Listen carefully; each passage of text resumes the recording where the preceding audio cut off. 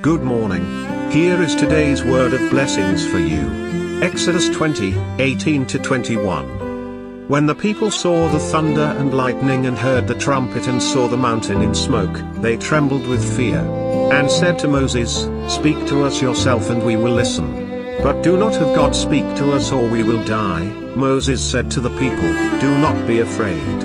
God has come to test you, so that the fear of God will be with you to keep you from sinning." The people remained at a distance, while Moses approached the thick darkness where God was. Today's title is The Thunder, Lightning and the Trumpet Sound. God gave us the Ten Commandments. The sight and sound of the time that God gave us the Ten Commandments are truly so remarkable. I believe that such rare unforgettable manifestations of God clearly had a divine purpose. It clearly shows the enormity of the moment that God gave the Ten Commandments to the people of Israel in redemptive history as well as in the history of mankind. The people of Israel were truly standing as a representative of all mankind.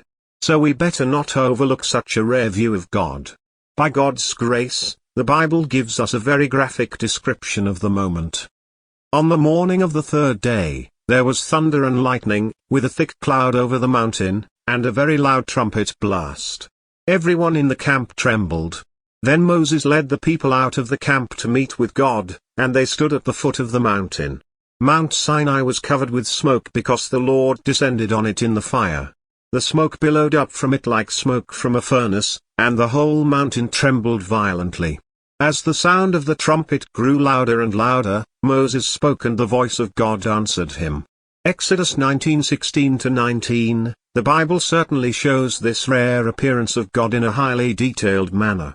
With the breathtaking sight and sound of lightning, thunder, smoke, and fire and a very loud trumpet sound, we can almost feel that we are standing there together with the Israelites. God in a way invited us all to stand there at the foot of the mountain Sinai.